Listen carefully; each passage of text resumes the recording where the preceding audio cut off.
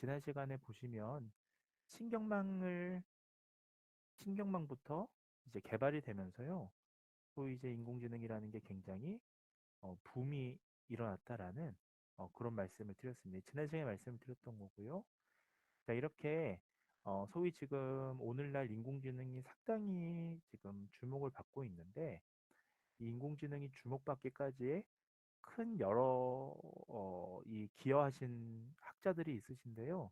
대표적으로 몇 분은 지난 시간에 소개를 드렸다시피 얀 르쿤이라는 분이 되겠습니다. 역시 지난 시간에 설명을 드렸는데 얀 르쿤이라는 사람은요.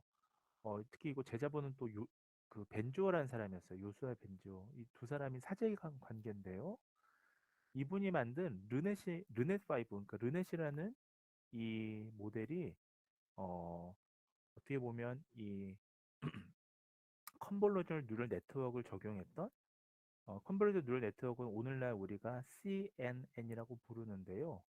자, 이 그 CNN이라고 이렇게 부르는데 요 신경 우리가 지금 쓰는 이 사물을 인식하거나 또는 여러 산업체에서 사용되고 있는 이 신경망 모델, 딥러닝 모델을 이분이 이제 르넷이라고 하는 이 모델에서 구현을 해냈습니다. 굉장히 중요한 인물이 되겠습니다.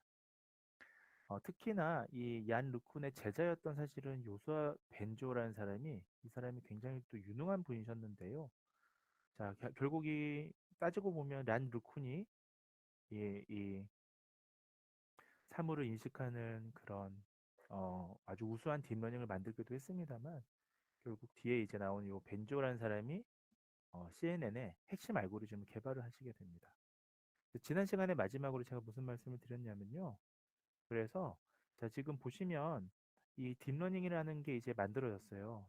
그러니까 CNN 다시 말씀드리면 컨보루셜 신경망이라는 건 뭐 컨볼루전이라고 하는 게 합성곱이라고 하는 이제 뒤에서 나중에 뭐 다른 수업이나 아니면 제 수업에도 간단하게 배우시겠습니다만은 여러 가지 복잡한 뭐 알고리즘 수학식이 들어갑니다만 일단은 컨볼루전이라는 용어를 제외하더라도 딥러닝이라고 하면 뭐가 딥하다, 더 뭐가 딥하냐라고 물어보신다면 자, 지금 보시면 여기 지금 이런 층들이 있습니다. 그래서 여기 지금 투입되는 입력층이고요. 그러니까 우리가 결과를 내기 위해 여기 이제 출력층, 결과층이라고 하는데요.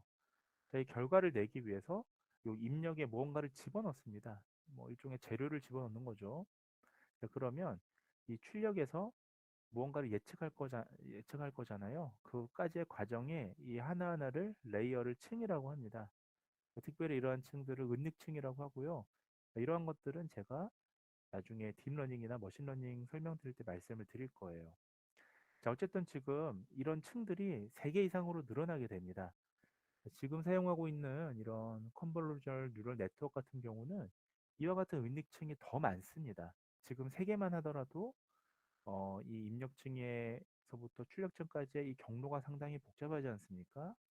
자, 그래서 이 은닉층이 복잡해지면 복잡해질수록 다시 말씀드리면 이 층이 늘어나면 늘어날수록 이 계산이 훨씬 복잡해지는 문제가 발생됩니다.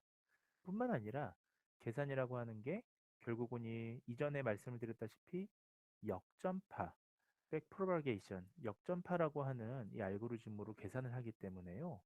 출력층부터 이렇게 거꾸로 제일 마지막에 영향을 미치는 것부터 계산하기 때문에 뒤로 가면 갈수록 이런 기울기라든지 계산하는 이 액티베이션 펑션이라고 그러는데 활성함수가 희미해집니다.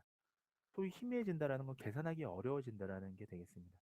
거의 그러니까 이런 지금 설명들은 아마 지금 1학년 수준에서 컨셉만 말씀드리기는 어려울 거예요. 근데 나중에 여러분들이 액티베이션 펑션, 활성함수라든지 나중에 이제 그런 것들을 배우시게 되면 이 기울기라는 걸 배우시게 될 텐데요. 우리가 뭐 미분 적분할 때 편미분을 얘기하거든요. 그와 같은 기울기가 소실이 돼요. 뒤로 가면 갈수록. 그래서 어쨌든 어려운 얘기를 하진 않겠습니다. 자, 좀 쉽게 말씀을 드리면 이렇게 층이 많아지게 되면 지금 보시면 층이 되게 많죠. 많아지면 출력층 가장 결과에서 제일 앞에 있는 제일 마지막에 연산됐던 것까지는 역으로 추적해서 이렇게 계산이 가능한데 이 앞으로 가면 갈수록, 그러니까 이전 계산으로 가면 갈수록 희미해진다라는 거예요. 왜냐하면 연산 과정이 너무 많으니까요. 자, 이것을 우리가 베니싱 그레디언트, 그 그레디언트 소실 문제. 자, 여기 베니싱은 뭐 희미해진다는 뜻입니다. 우리나라 말로. 그래서 그레디언트 소실 문제, 즉 기울기가 사라진다라는 이제 의미가 되겠는데요. 이러한 문제가 발생합니다. 자, 결과적으로 그레디언트 소실 문제가 발생하면 결국 요 연산 과정까지의 값도 알 수도 없고, 예, 중요한 정보를 놓치게 됩니다. 그래서 이걸 해결하기 위해서 최근에 이게 지난 시간에 말씀드렸던 거예요. 렐루라든지 LSTM. 렐루는 뭐 이 수업에서 간단히만 소개를 드리자면 활성함수, 액티베이션 펑션 중에 하나고요. 최근에는 이제 이런 렐루를 조금 더 뭐 발전시켜서 리킬 렐루라든지 뭐 이런 것들을 만들긴 합니다만, 궁금하신 분들이 있으시면 제가 운영한 유튜브에 들어오시면 뭐 설명이 잘 돼 있긴 합니다만, 이번 시험에서는 그렇게 달달달 외우실 필요는 없어요. 다만 렐루나 LSTM, 롱텀 숏텀 메모리를 이용한 이런 구조를 사용해서 최근엔 해결했다. 자, 이걸 요약하자면 정밀한 딥러닝을 만들기 시작했고요. 정밀해지다 보니까 계산이 좀 일정 부분 어려운 부분이 있었는데, 그거를 렐루나 LSTM이라는 구조를 통해서 이제 해결을 했다. 이렇게 보시면 되겠습니다. 자, 다시 좀 줄여드릴게요. 자, 그리고 이제 여기서부터인데요. 오늘날 그러면 왜 이렇게 딥러닝이 이제 각광을 받느냐? 자, 몇 차례 이제 뭐 획기적인 사건들이 있었습니다. 이런 사건들이 역사에 남는 사건들이었는데요. 자, 뭐 몇 가지만 소개를 드리자면 97년도에 이젠 그러니까 인공지능이 사람보다 낫다라는 걸 증명하기 위해서 이런 퍼포먼스라고 하죠, 우리가. 퍼포먼스를 이렇게 제시를 합니다. 이런 사건들이 있었어요. 역사적으로 보면 97년도에 딥블루라고 해서, 자, 체스 챔피언이었거든요. 이 사람이 게리 가스파르스라는, 예, 러시아 챔피언이었어요, 당시에. 이 체스 챔피언인데, 예, 당시에 인공 컴퓨터가 이기기 시작합니다. 근데 체스는 조금 단순하잖아요. 사람들이 그 다음에 2011년도에, 여러분들 한번 들어보신 분들 계실지 모르겠는데 IBM이라고 하는 회사에서 만든 왓슨이라는 게 있었습니다. 물론 뭐 닥터 왓슨이라고 해서 뭐 의료 인공지능으로 알려져 있기도 합니다만, 원래 왓슨은 퀴즈쇼, 자연어 처리 프로그램이었죠. 지금으로 치면 챗 GPT 같은 거라고 보시면 돼요. 예, 그렇게 설명하는 게 좋겠네요. 챗 GPT의 할아버지라고 보시면 됩니다. 자, 이 프로그램이 결국은 퀴즈쇼에 나왔는데요. 네, 퀴즈 챔피언을 이겼습니다. 지금으로 치면 챗 GPT가 퀴즈쇼 챔피언을 이겼다고 보시면 됩니다. 자, 그 다음에 2016년대 여러분 잘 아시는 알파고 사건이 있었죠. 자, 이분이 바로 이세돌 우리나라 바둑 구단이셨는데요. 자, 결국, 예, 알파고라고 하는 인공지능이 이기게 됩니다. 자, 보시면 이 바둑은 과거의 체스보다 훨씬 복잡합니다. 체스는 눈금판이 많지 않지만 바둑은 눈금판이 훨씬 많잖아요. 자, 그럼에도 불구하고, 예, 인공지능은 이제 사람보다 훨씬 낫다라는 게 증명이 되어 왔죠. 자, 앞으로는 이제 사람보다 훨씬 낫다라는 게 더 증명이 되어 가고 있을 거고요. 자, 몇 가지 좀 사건을 말씀을 드리자면, 자, 아까 보셨던 게 르넷도 마찬가지인데요. 자, 여기 르넷이라고 이름을 붙이는 거는, 이 사람들이 이제 자기가 만든 인공신경망 모델들이 있습니다. 또는 뭐 어떤 특정 사람이 만들기도 하지만, 때로는 이제 팀을 이뤄서 구글이나 IBM에서 팀이 만들면 그 팀에서 이름을 지어요. 자, 란 르쿠는 자기 이름을 살짝 따서 르넷이라고 불렀는데요. 자, 그 외에도 몇 가지 우수한 모델들이 있어 왔습니다. 대표적인 게 알렉스넷이었어요. 자, 알렉스넷은 정말 이제 획기적인 이 인공지능에서의 그 우수한 모델이었는데요. 자, 이게 오래전 일입니다. 2012년, 그러니까 한 10년쯤 됐죠. 자, 이때 이미지넷 인식 대회라는 게 있습니다. 자, 이미지넷 인식 대회는 쉽게 말씀을 드리면 개나 고양이 그림이 있으면, 자, 정확하게 개를 찾아내고요. 정확하게 고양이를 찾아내는, 자, 그런 이미지를 인식하는 대회라고 보시면 됩니다. 자, 여기에 지금 ILS VRC는 뭐냐 하면 인공지능 학술 대회인데 정말 유명한 학술 대회예요. 자, 이런 데 내면 3대 학술 대회가 있습니다. 인공지능 대회.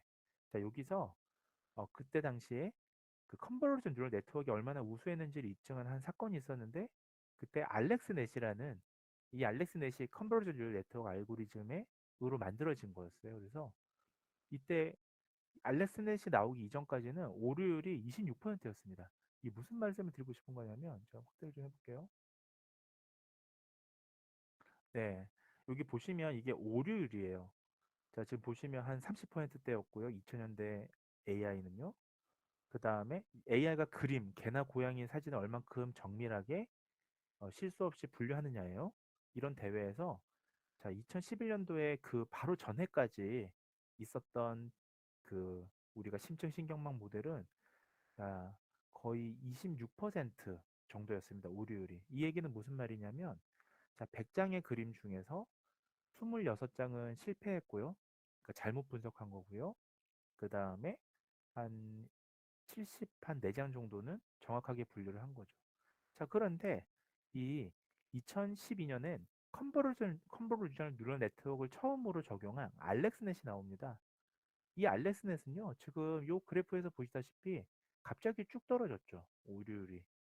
자, 16%까지 줄어들었습니다. 그러니까 불과 1년 전에 자, 100장 중에 26장은 잘못 분석하는 거였는데 어느 순간 100장 중에 84장을 정확하게 인식하고 16장만 실수하는 이렇게 성능이 좋아졌다는 뜻입니다. 이 성능이 좋아졌던 급격한 계기는 바로 컨버루션 뉴럴 네트워크 때문이에요. CNN. 그 이전 모델은 CNN을 쓴 게 아니었는데 이때 CNN을 쓰면서 굉장히 딥하게 레이어를 많이 넣기 시작합니다. 자, 그리고 나서 더 지금 굉장히 발전해서 최근에는 2017년 이후에는 거의 이제 이 대회를 안 해요. 왜냐하면 오류율이 너무나 심하게 떨어져서 최근에는 0.002, 0.03 그 정도입니다. 이게 무슨 말이냐면 거의 99% 개나 고양이를 정확하게 사진으로는 분류하기 시작합니다. 지금 우리가 분류한 대상이 개나 고양이라서 문제지 그게 만약에 폐암이냐 아니면 그냥 양성 종양이냐 악성 종양이냐 이걸 분류하는 문제라면 정확도가 굉장히 높아졌기 때문에 더 이상은 의미가 없다라는 거예요. 사실 99% 이상 넘어가면 0.001%를 높이는 건 큰 의미는 없을 수도 있습니다. 자, 그래서 자, 이런 획기적인 사건이 있었다는 말씀을 좀 드리겠고요. 자, 그 다음에 2012년도에 네, 요거였고요. 그 다음 2015년도에는 이제는 이 구글 포토나 스마트폰 여러분들 사진을 자동으로 특징을 학습해서 판독하는 지금 이게 실제로 여러분들 핸드폰에 들어가 있어요. 이제 그러니까 인공지능이라는 게 여러분들 뭐 어떤 큰 컴퓨터 서버를 이용해서가 아니라 이제는 여러분들 핸드폰, 스마트폰 속에서도 이런 CNN 알고리즘이 쓰이고 있죠. 그러니까 실제로 보면 그래서 구글 포토 같은 데서 정말 잘 탐지하고 예측합니다. 자, 이런 게 쓰이고 있습니다. 자, 불과 얼마 전 일이에요. 그러니까 다시 정리하자면 10년 전에만 해도 오류율이 20%가 넘었는데 지금은 오류율이 0.5% 이하다라고 보시면 되겠습니다. 10년 사이에 어마어마한 발전이죠. 앞으로 이제 여러분들 공부하는 그 공부하고 이제 취직할 그 10년 사이에는 아마나 모르긴 몰라도 더 많은 발전이 있을 것이다라고 추정이 가능합니다. 자, 그 외에도 보시면 자율주행 뭐 분야 같은 거 이런 분야는 인공지능이 정말 최첨단 기술이 활용된 분야이기도 합니다. 자, 예를 들면 스탠퍼드 팀이 만들었던 2005년도에 다르파는 미국의 그 국방연구원 같은 곳이에요. 이곳에 무인 자동차를 만드는 프로젝트가 있었는데요. 이 경주 대회에서 우승을 했습니다. 이 스탠퍼드 자동차 팀이요. 자, 그래서 그 이후에 보시면 또 2007년도에 카네기 멜론 대학 혼자는 못하고요. 제너럴 모터스라고 하는 자동차 회사랑 같이 합작해서요. 자, 또 도시 챌린지 완주. 도시 안에 얼마나 많은 장애물들이 있겠습니까? 걔를 무인 자동차로 가는 자, 요런 분야가 있었고요. 그래서 2016년에 이제 비로소 다보스 포럼 여러분 잘 아시죠? 이때 4차 산업혁명이라는 용어가 처음으로 쓰이기 시작합니다. 자, 그만큼 정말 세상이 변화할 만큼 뒤집어질 만큼 자, 이런 시대가 이제 오고 있다. 그 말을 한 거죠. 자, 지금 저도 사실은 어떻게 보면 되게 운이 좋다고 생각해요, 여러분들. 뭐 저는 사실 수학도 잘 못하고요. 뭐 그렇게 머리가 좋은 것도 아닌데 그럼에도 불구하고 지금 이런 시대적인 혁명이 있는 요 시대를 살고 있잖아요. 그러다 보니까 이 여러 가지 기회가 왔던 것 같습니다. 그래서 앞으로 이런 기술한 진보가요, 여러분들, 인류가 그동안 경험하지 못했던 속도로 진행이 될 거고요. 자, 그러다 보니까 여러분들은 이런 첨단 학문을 조금 더 철학적으로 심도 있게 공부하시는 게 좋습니다. 자, 결국은 전문가의 70%는 앞으로요, 인간 수준의 인공지능, 제가 지금부터 말씀을 드릴 텐데, 자, 인간은 어떻습니까? 어, 우리 하나의 일만 하진 않죠. 우리 인간은 여러 가지 일을 합니다. 예를 들면, 요리를 하는 주방장, 우리가 요리사라고 가정해 볼게요. 자, 우리 인간 수준의 요리사는 어떻습니까? 뭐, 짜장면도 만들고, 짬뽕도 만들고, 김밥도 만들 수 있고, 돈가스도 만들 수 있고, 여러 가지를 만들 수 있죠. 근데 지금의 인공지능은요, 예를 들면, 하나만 가능해요. 뭐, 의료로 치면 폐암만 예측하는 인공지능, 그 다음에 위암만 예측하는 인공지능, 이런 식입니다. 근데 사람 의사는 훨씬 더 정밀하게 여러 가지 질환들을 다 볼 수가 있잖아요. 즉, 인간 수준의 인공지능이라는 거는 지금 이제 뒤에서 말씀드릴 보다 진보적인 인공지능을 얘기합니다. 자, 그러면 지금부터 이제 그 말씀을 드려볼게요. 자, 수업 후반부에 말씀드릴 건 크게 보면 두 가지인데요. 자, 그 중에서 중요한 건 바로 약 인공지능, 위크 AI라고 합니다. 위크는 약하다는 뜻이거든요, 영어로. 그다음에 강 인공지능, 스트롱 AI라고 합니다. 그다음에 일반 인공지능, 이건 뭐냐면요, 일반 지능을 가진 인공지능. 자, General AI, General Intelligence AI라고 하는데요. 우리가 사람 같은 인공지능을 얘기합니다. 강 인공지능이랑 같은 얘기라고 보시면 돼요. 같은 얘기긴 한데 우리 인공지능 역사적인 개념은 이렇게 변했습니다. 한번 쭉 보시고요. 자, 중요한 건 우리가 인공지능이 도대체 인공지능이라는 게 뭐냐인데 결국은 인간처럼 생각하는 거, 행동하는 거, 이성적으로 생각하고 이성적으로 행동하는 거, 자, 이런 것들을 우리가 인공지능에 대해서 또 중요한 개념으로 보고 있습니다. 참고 삼아 잘 보시고요. 자, 중요한 건 이 부분인데 별표를 꼭 쳐주시고요. 자, 이번 시험에서 중요하게 우리가 다뤄지는 것 중에 하나입니다. 지금부터는 인공지능의 개념에 대해서 조금 더 말씀을 드리겠습니다. 우리가 흔히 얘기하는 인공지능의 개념을 모델링이 아니라 어떤 사용되는 형태, 쓰임에 따라서 우리가 나눈다면 우리는 약 인공지능, 강 인공지능, 그러니까 약한 인공지능과 강한 인공지능으로 나눌 수가 있습니다. 약 인공지능은 우리가 영어로 제가 지금 판서를 쓰면 또 다운될 것 같아서 이렇게 이것도 좀 움직이지 않을게요. 이게 제가 커서를 좀 움직이니까 다운이 될 것 같아요. 자, 보시면 약 인공지능은 위크 AI라고 해서 자, 지금 보시면 자, 핵심은 뭐냐 하면 특정 업무에만 지능적인 일을 하는 인공지능을 얘기해요. 자, 예를 들면 여러분들 구글 번역이나 뭐 파파고 번역 같은 걸 한번 가정해 봅시다. 그러면 구글 번역이나 파파고 번역은 인공지능 번역기라고 우리가 부르는데요. 자, 거기는 자연어 처리라는 기술이 들어가 있습니다. 자, 근데 중요한 것은 자, 인공지능 번역기는 번역 역할 말고 다른 역할을 하진 않죠. 예를 들면 인공지능 번역기가 뭘 찾아주거나 검색해 주는 건 아니잖아요. 자, 이런 걸 우리가 약인공지능이라고 합니다.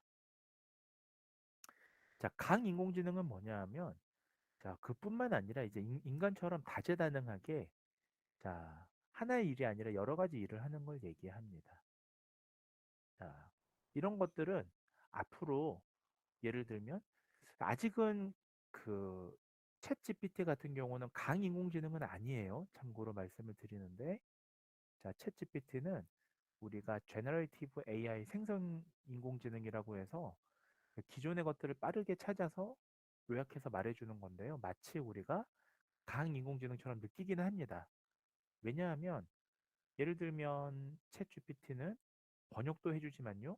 구글 번역이나 파파고 번역처럼 번역도 해주지만 챗GPT는 뭘 찾아주기도 하죠. 그리고 요약해주기도 합니다. 심지어. 그러니까 마치 강인공지능처럼 보이긴 하지만 이런 걸 강인공지능을 하는 건 아니고요. 강인공지능은 그야말로 인간처럼 자 어떤 한 가지 일이 아니라 여러 가지 일을 다 하는 이런 걸 얘기합니다. 다만 우리가 강인공지능이라 부를 때는 적어도 인공지능이니까 사람처럼 감정을 가지거나 어떤 뭐 정의감 같은 게 있어서 판단을 하거나 이런 건 아닙니다. 자, 이런 거는 우리가 여기는 나와 있진 않은데 우리는 초인공지능이라고 얘기해요. 아, 초인공지능이라고 얘기합니다. 자, 초인공지능은 뭐냐 하면 예, 혹시 화면 지금 제가 공연 화면 보이시나요? 혹시 죄송합니다만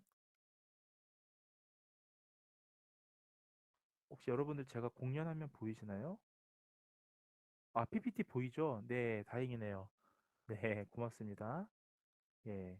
자, 그래서 고맙습니다. 여러분들 참 고마워요. 네, 인서 학생, 뭐 성현 학생 등등등등. 네, 열심히 잘 들어줘서 고맙습니다. 자, 그래서 자, 이런 것들이 여기서 나오지 않는데 혹시 들어보셨는지 모르겠는데 초인공지능을 들어보셨나요? 초월한다. 트랜스 AI라고 합니다. 트랜스는 우리나라 말로 초월한다라는 뜻이에요. 그래서 이제 초인공지능 시대가 오면 그야말로 인공지능이 들어봤대요. 인서 학생. 자, 어디서 들어봤는지 혹시 물어봐도 돼요? 뭐 영화나 아니면 뭐 웹툰이나 상관없습니다. 이제 우리 인서 학생은 어디서 들어봤을까? 아, 인공지능 개론. 혹시 인공지능 개론을 다른 수업에서 배우나 봐요. 그쵸?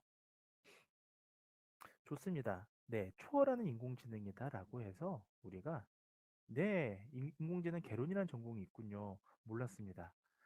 자, 어쨌든 이 초월하는 인공지능이라고 해서 우리가 트랜스 AI라고 부릅니다. 자, 좋습니다. 자, 그러면 이제 이어서 3장까지 말씀을 드리고 마치도록 하겠습니다. 아직 끝난 거 아니에요. 자, 이게 조금 네, 조금 느려져서 좀 이해를 해주시고요. 자, 여기 여기 다운 가능 뭐 이런 거는 자 다운이 가능합니다, 여러분들. 요 두 개는.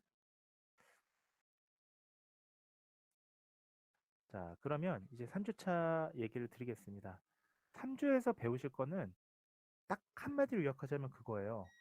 자, 결국은 AI는 사람처럼 판단하고 탐색을 해야 되는데 추론하고 탐색하고 그런 마치 사람 같은 기능을 가지는데요. 자, 어떤 문제가 발생했을 때 그 문제를 해결하기 위해서 그럼 도대체 AI는 어떤 방식으로 사고할까요? 어떤 방식으로 생각할까요? 자, 그 생각에 대한 답을 오늘 말씀드리도록 하겠습니다. 공식적으로는 중간고사 이전까지 시험 범위가 되겠습니다. 자, 물론 걱정하지 마시고 오늘 이 문제와 탐색을 다 말씀드리는 건 아니고요. 오늘 딱 배운 데까지가 시험 범위다라고 보시면 되겠습니다. 세 가지 말씀을 드리려고 합니다. 오늘 사실 네 가지인데 다 말씀 못 드리고요. 자, 오늘은 1번, 2번을 말씀드릴 거예요.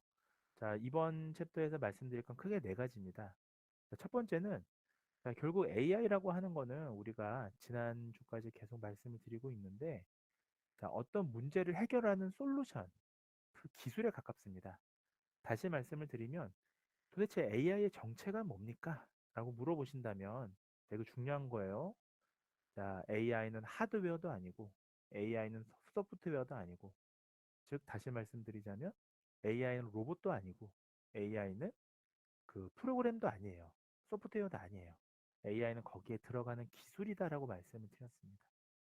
자, 그리고 그 기술은 대체로 어떤 사회 현상의 문제를 해결하는 솔루션에 더 가깝습니다. 자, 그렇다면 자, 문제를 탐지하고 문제를 해결하기 위한 방식을 도대체 AI는 어떻게 할까요? 라는 건데요. 자, 거기에 대한 한 가지 이제 항상 이렇다는 건 아니고요.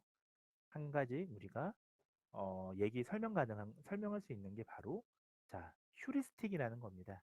아마 들어보신 분들도 계실 거고 뭐 인공지능 개론 수업이 따로 별도로 진행을 하고 있다면 거기서도 들어보셨을 거예요.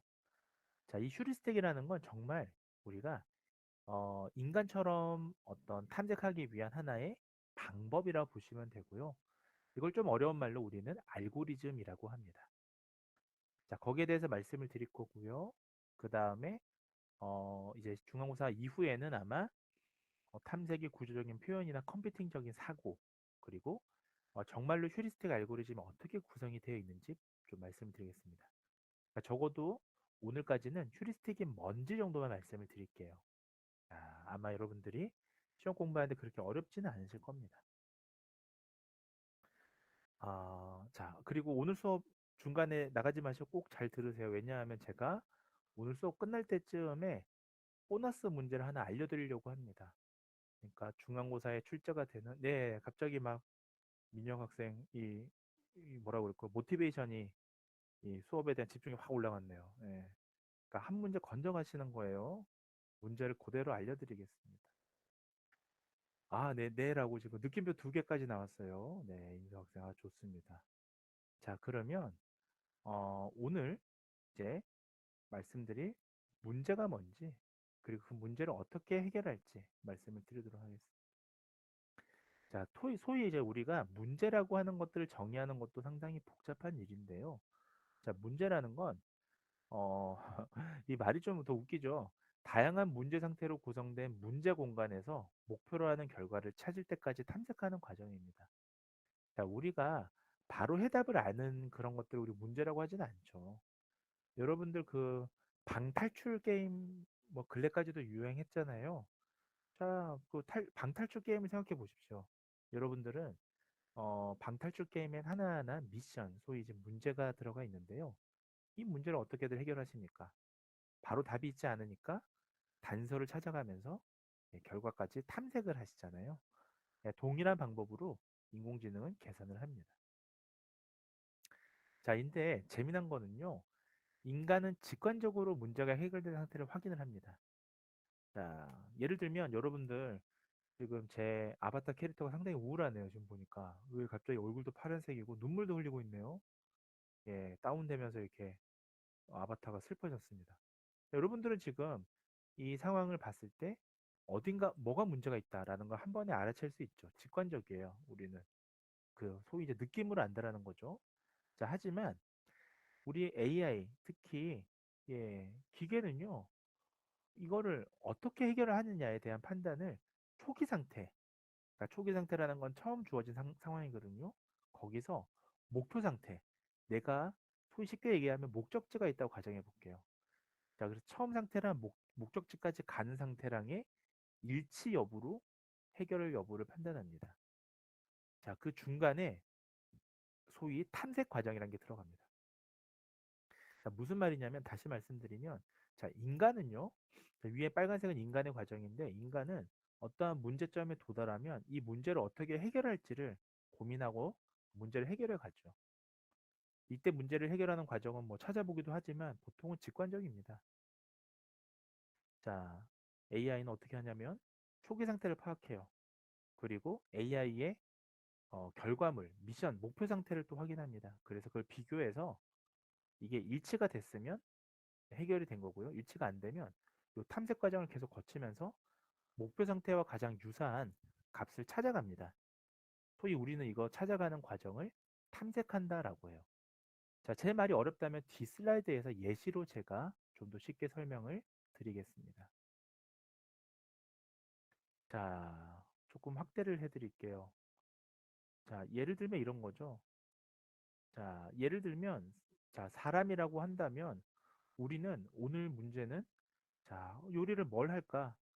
오늘 어떻게 해야 여러분들 맛있는 밥을 만들어 줄까라고 누군가 고민을 하고 있다면, 자, 이때 문제는 오늘 무슨 요리를 할까? 뭐 이런 거죠. 자, 그 다음에 우리는 문제 해결 과정에서 계속 찾습니다. 한식을 할지, 일식을 할지, 뭐 중식을 할지, 이런 걸 고른 다음에 해결. 그래, 오늘 중식으로 만들어야겠다라고 한다면 그 해결, 중식에 맞는 레시피로 여러분들의 밥을 만들면 되죠. 자, 이런 건데요. 자, 예를 들면 AI 같은 경우는 이렇게 합니다. 자, 예를 들면 초기 상태, 짐이 이렇게 있어요. 자, 우리가 제조 AI 현장에서 쿠팡 같은 물류센터에서 이제 AI가 적용이 된다고 가정해 볼게요. 그러면 AI 로봇이 있습니다. 자, 물류 상하차를 하기 위해서 여기서부터 여기까지 이제 물건을 다 옮겨야 돼요. 자, 그러면 이 AI는 어떻게 하냐면 지금 물건이 이렇게 다양하게 쌓여 있는 이 상태가 초기 상태예요. 그렇죠? 그리고 목표 상태는 어떻습니까? 자, 이쪽으로 다 쌓아야 돼요. 이게 목표예요. 그러면 얘와 얘의 차이를 먼저 계산을 합니다. 자, 그 다음에 그러면 아, 여기로 이동을 해야 되는구나라고 할 때 탐색 과정이 있습니다. 자, 예를 들면 자, 물건을 집게로 집어서 위로 올리고 얘를 다시 내려주고 몇 칸 이동해서 내려주고. 자, 이게 일종의 탐색 과정이죠. 자, 그러면 이러한 로직이라고 하는데요. 이러한 절차 과정에서 가장 경제적으로 이득을 하려면 이 AI가 가장 요 계산 방식에서 불필요한 이동 없이 요 목적지에다가 사람처럼 탁 놓는 예 요런 게 가장 그러니까 경제적으로 이득일 거 아닙니까? 예, 안 그러면 나머지는 뭐 여기서 여기까지 옮기는 데 있어서의 과정은 뭐 1,000가지도 넘죠. 근데 만약에 그 1,000가지 중에서 가장 경제적으로 이득인 상황을 계산을 할 겁니다. 그렇게 해서 이쪽으로 놓는 이런 것들을 우리는 문제 해결을 구조화한다 라고 얘기를 할 수가 있는 겁니다. 다시 얘기하면 정리하자면 AI는 초기 상태와 목표 상태를 비교하고요. 목표 상태와 맞으면 이제 거기서 해결이 종료가 되는 건데 자, 목표 상태와 결과가 같지 않다면 탐색 과정에서 어떻게 하면 목표 상태와 가장 일치되는 경제적인 방법이 뭐가 있을지를 빠르게 계산합니다. 자, 이것을 우리는 탐색 과정이라 한다라고 이해하시면 되겠습니다. 조금 더 쉽게 얘기를 해보겠습니다. 자, 우리 인간의 관점에서 한번 생각을 해볼게요. 우리는 인간이니까요. 자, 보시면 제가 만약에 프랑스 저기 유럽 가보신 분들도 계실 텐데 자, 유럽은 사실 거의 이어져 있죠. 보시면 자, 파리하고 프랑스의 수도인 파리하고 독일의 수도인 베를린은 실제로 자, 지금 도로가 이렇게 생겼습니다. GPS라고 하죠, 우리는. 자, 여러분들 베를린에서 파리까지 어떻게 가면 될까요? 네, 우리는 간단히 직관적으로 판단합니다. 인간은 대충 밑으로 갔다가 위로 이렇게 가면 되지 않나라고 생각을 하겠죠. 근데 AI는 이런 눈이 달려 있지 않잖아요. 자, 그래서 어떻게 이동하면 될까에 대해서 만약에 베를린과 파리가 그러니까 파리에서 출발해서 베를린까지 도착하는 게 만약에 문제라면 자, 지금 초기 상태는 파리에 지금 제가 있는 거고 목표 상태가 베를린이니까 요 이동에 있어서 가장 합리적인 길을 찾는 게 바로 탐색 과정이 되겠습니다. 뭐 자율주행에서도 그렇게 사용을 하겠죠. 자, 그래서 이런 경우에 사람은 뭐 너무나 쉽게 이걸 판단하지만 AI는 눈이 없으니까요. 이걸 계산을 합니다. 자, 이동하는 경우의 수를 다 판단하고요. 근데 이동하는 경우의 수가 너무 많죠, 사실은. 자, 그리고 합리적인 이동 방법이 뭔지도 계산을 하게 되고요. 자, 그 다음에 가장 짧은 거리를 찾을 겁니다. 왜냐하면, 자, 제가 아까 앞서 말씀을 드렸는데 AI의 기술은 솔루션에 더 가깝다고 했잖아요. 자, 파리부터 베를린까지 이동하는 이 문제에서의 가장 합리적인 솔루션은 아마 가장 짧은 거리가 될 수도 있습니다. 내비게이션을 생각하면 되겠습니다. 그러면 AI는 어떻게 하느냐? 자, 이렇게 합니다. 우리는 이것을 이제 격자라고 하는데요. 격자는 어렵게 생각하지 마시고요. 이러한 눈금 형태를 격자라고 합니다. 자, 우리는 사실은 눈이 있으니까 자, 이와 같은 길을 찾아서 뭐 이렇게 아래로 가고 위로 가고 아래로 가고 이렇게 가면 되는 거 아니야? 이렇게 생각할 거예요. 그렇죠? 근데 AI는 이와 같은 지도를 볼 수가 없잖아요. 눈으로. 그러니까 자, 이 점과 이 점을 찍은 다음에요. 이렇게 눈금자를 만듭니다. X, Y로 이렇게. 자, 눈금자를 만들게 되면 자, 얘한테 필요한 거는 이거 보세요. 잠깐 위로 좀 올려볼게요. 파리하고 베를린 사이에 있는 이런 뭐 룩셈부르크나 암스테르담이나 뭐 프랑크푸르트나 이런 도시는 필요 없잖아요. 그렇죠? 우리는 필요하지만 AI 입장에서는 파리에서 베를린까지 어떻게 가느냐가 중요하니까 얘를 지워버립니다. 이렇게. 자, 그래서 우리가 이 조금 어렵게 말씀을 드리면 그 AI를 이 지도를 이렇게 격자 모델 모양으로 이렇게 눈금을 만드는 걸 분해라고 해요. 자, 그다음에 추상화라고 하는 거는 자, 불필요한 정보를 없애는 걸 간소화하는 걸 우리가 지난 시간에 배우셨죠? 추상화라고 합니다. 자, 그래서 AI는 지금 제가 이게 지도로 예시를 드렸는데 추상화를 얼마큼 잘하느냐가 굉장히 중요해요. 자, 이러한 것들은 여러분들 단순히 코딩 수업에서는 배울 수가 없습니다. 자, 코딩이 중요한 게 아니고요. 자, 만약에 지금 이게 지도가 아니라 만약에 양성 종양과 악성 종양을 우리가 비교하는 찾아내는 그런 AI라고 가정해 볼게요. 그러면 자, 종양에 불필요한 뼈나 인대는 다 제외해야 될 겁니다. 그 제외하고 중요한 특성만 남겨놓는 걸 다시 말씀드리면 추상화라고 합니다. 그래서 이렇게 첫 번째는 눈금으로 분해하고요. 두 번째는 불필요한 정보는 싹 다 없애버리고 자, P는 파리의 약자고요. B는 베를린 약자 이렇게 남겨놓습니다. 자, 그 다음에 문제를 해결하기 위해서 계산을 하는 거죠. 자, 우리가 인간은요. 우리 인간이라고 가정해 볼게요. 여러분들 이제 단순해졌어요, 문제가. 자, P에서 B까지의 찾아가는 거리를 계산하면 됩니다. 방법은 많죠. 이렇게 돌아가도 되고요. 아니면 이렇게 대각선을 한 번에 가도 되고요. 자, 하지만 이때 법칙이 있습니다. 어떤 법칙이 있을까요? 자, 경제성의 법칙이죠. 우린 일단 가장 짧은 거리를 찾기 위해서 자, 시작점에서 목적지까지 움직이게 됩니다. 자, 이때 보세요. 아까 제가 앞에 AI는 초기 상태와 목표 상태를 비교해서 초기 상태와 목표 상태가 일치되면 이제 문제가 해결됐다고 보고요. 그 사이에 탐색 과정을 한다고 했잖아요. 이때 탐색 과정은 경제성이라는 논리라는 게 들어갑니다. 따라서 이렇게 뺑 돌아갈 게 아니라 이렇게 한 번에 슉 가면 이득이죠.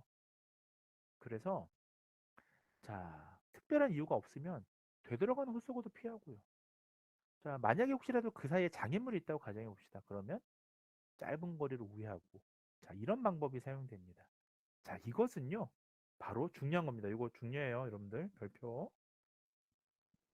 기계가 이처럼 목표를 찾아서 탐색하는 과정이요. 우리 인간의 경험적인 사고 과정을 모방해서 계산으로 처리하기 때문에 자, 요거 알아두십시오. 오늘 이번 시험에서 하면 굉장히 중요한 거예요. 자, 휴리스틱 알고리즘이라고 합니다. 이런 것들을. 자, 이거 뭐 문제 하나 건져가시는 겁니다. 자, 다시 말씀을 드리면 자, 마치 AI가 자, 지금 이렇게 분해와 추상화의 과정 거쳤지만 여러분들도 P에서 B까지 이동한다면 가장 경제적으로 이득인 방법을 취할 거 아닙니까? 이러한 사고 방식이 인간의 사고와 비슷하다고 해서 휴리스틱, 자, 휴리스틱 알고리즘이라고 얘기를 합니다. 자, 휴리스틱 알고리즘 굉장히 중요한 키워드입니다. 이번 중간고사 이전까지요. 자, 이런 겁니다. 그러면 자, 보세요. 자, 우리가 자, 아까 제가 요 그림을 제일 빨리 찾아가는 길을 이렇게 가정한다고 가정해 볼게요. 자, 그리고 요 지금 검은색으로 되어 있는 것은 장애물이라고 가정해 볼게요. 자, 예를 들면 파리에서 베를린까지 가는데 여기는 강물이에요. 강을 뛰어넘을 수 없다고 가정해 봅시다. 자, 그러면 가장 빠르게 가는 방법은 눈금으로 봤을 때 누구나 동의할 겁니다. 이렇게 가서 여긴 강이 없으니까 건너서 세 칸만 가면 B까지 도착하죠. 즉 베를린까지 도착하죠. 자, 그때 만약에 생각을 해보세요. 휴리스틱 알고리즘이 왜 휴리스틱 알고리즘이냐면 탐색 공간을 축소하기 때문입니다. 자, 인간은 여러분들 지금 파리에서 베를린까지 가는 요런 길을 생각했으면 요 다음 칸 움직일 때 요 뒷칸은 어때요? 의미가 없죠, 이제는. 자, 여러분들 뭐 뺑 돌아갈 거 아니면 요 칸은 필요가 없잖아요. 자, 찾을 필요가 없기 때문에 우리는 요 경우의 수는 제외하고 앞으로만 찾아갈 겁니다. 자, 여러분들이 만약에 운전을 하시는데 예를 들면 이 인제대학교에서 저 사상까지 사상 터미널까지 여러분들 뭐 차를 타고 간다라고 하는데 가정하면 창원까지 가는 버스는 노선은 여러분들 머릿속에 필요가 없잖아요. 그쵸? 그 길은 필요가 없는 거죠. 자, 이렇게 축소를 해버립니다. 자, 보다 더 자세한 우리가 휴리스틱 알고리즘은 뒤에서 중간고사 이에 말씀을 드리도록 하겠습니다. 자, 오늘 수업은 여기까지 마무리 짓도록 하겠습니다.